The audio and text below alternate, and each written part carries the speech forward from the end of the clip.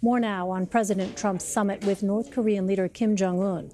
The president says he is holding the meeting because Kim has shown a willingness to denuclearize. But it's unclear exactly what that would mean or what the process would look like. North Korea is believed to have about 100 sites suspected of developing nuclear weapons. Face the Nation moderator Margaret Brennan has more. North Korea staged the destruction of this nuclear site last month for the cameras. But dismantling North Korea's entire nuclear program begins with verifying what they actually have in their arsenal. U.S. intelligence wants inspectors to access roughly 100 other sites, including Yongbyon, the nation's main atomic complex, just 50 miles north of Pyongyang.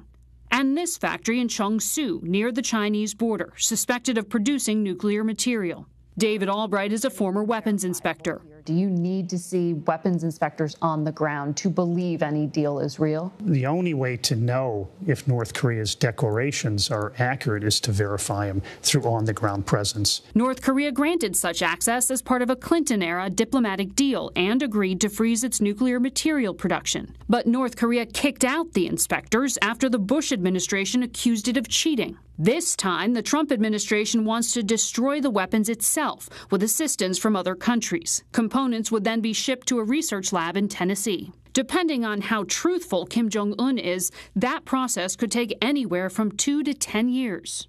Another challenge? Monitoring North Korea's nuclear scientists. How many people in North Korea know how to build a nuclear weapon? There would be hundreds of people involved in the actual making of a nuclear weapon. They could steal documents that are highly classified. You have to work with those people to make sure that they're not encouraged to go out and sell their skills to others. Margaret Brennan reporting. Daryl Kimball is the executive director of the Arms Control Association. He joins me now from Washington. All right, Daryl, what would it mean for the Korean Peninsula to completely and irreversibly denuclearize? Well, this would be a major undertaking because North Korea has a very substantial nuclear weapons infrastructure. They have hundreds of buildings. They've got dozens of facilities. They have some 10 to 60 nuclear weapons. They have ballistic missiles that can deliver those nuclear weapons. They have research facilities, nuclear testing facilities. So this is a major undertaking that is going to take several years at best. But this summit could be a start at that process. And we have to remember that North Korea has reached agreement with the U.S. and other countries to denuclearize in the past. This is not the first time we're hearing this term, denuclearization of the Korean Peninsula. It goes all the way back to 1992 when North and South Korea first reached agreement on a Korean Peninsula denuclearization pact. So what we're trying to do here is we're trying to clarify, President Trump is, that is, trying to clarify what denuclearization means to make sure that the U.S. and North Korea have the same definition, the same understanding of the steps necessary, and the sequence and the timing of those steps and how we're going to verify this very complex process. Well, you say that the process itself would take several years at best. What would it look like? Well, I think we need to look at this in phases. As you said in your opening, North Korea has taken a couple of important confidence-building steps. They have pledged to stop ballistic missile flight testing. They've blown up the entrances to the tunnels at their nuclear test site and said they're going to stop nuclear testing. They've conducted 6 nuclear test explosions in the past. So that's a good step forward, but they continue to produce fissile material, that's highly enriched uranium and plutonium that you use as the core material for nuclear weapons.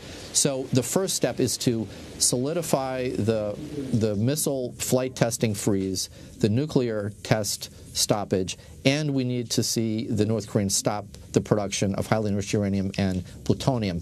That will provide for the time necessary to begin the complex process of actually dismantling and disabling the nuclear infrastructure and identifying where these sites are and beginning to remove the nuclear weapons in a safe manner. Now, we also have to remember that the North Koreans see denuclearization as a process of that involves action for action steps. So the North Koreans are not going to move along down the road towards complete denuclearization unless they receive assurances that their regime will remain intact.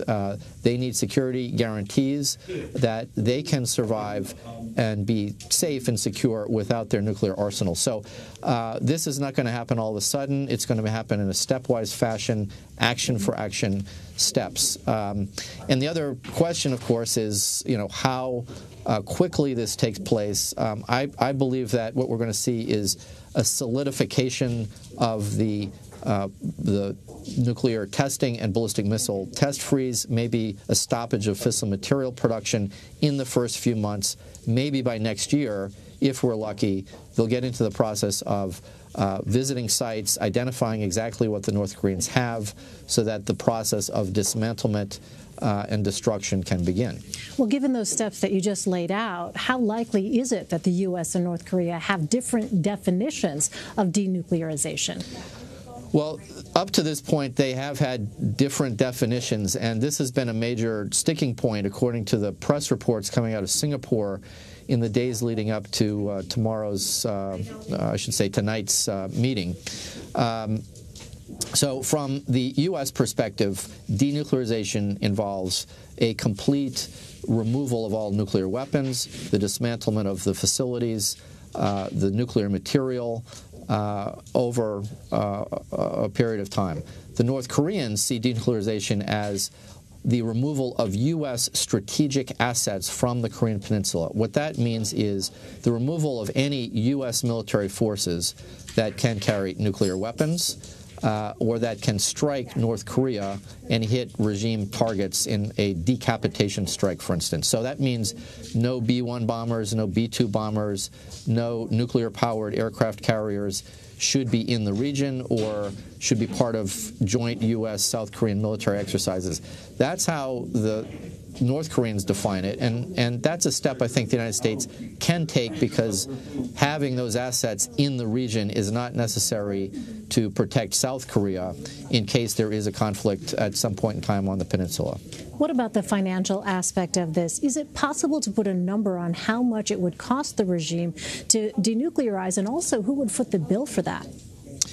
Well, that's a crucial question. I doubt that the North Koreans are going to be asked to foot the bill, because if you think about all the steps that I was just describing, I mean, this is an operation that will take years. Some large industrial facilities are going to have to be taken down. Reactors are going to have to be decommissioned. So we're talking billions of dollars. Whether it gets into the tens of billions of dollars, that's not clear. But what probably would happen if we get that far is that South Korea, the United States, perhaps China, perhaps Russia, other countries might assist in footing the bill involved in undertaking these operations, but would also have to be done with the cooperation of North Korean engineers and scientists who are familiar with these sites. They know how the weapons were built, for instance. So there's going to have to be a cooperative program financed by the international community that helps undertake these activities. There's also the cost of the verification and oversight part of this process.